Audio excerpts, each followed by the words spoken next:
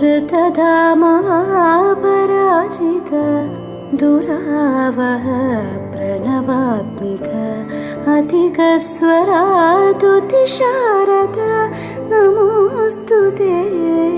श्यामाम्बरं मुखसागरं तुलसीदलम् अतिसुन्दरम् कनकासुखं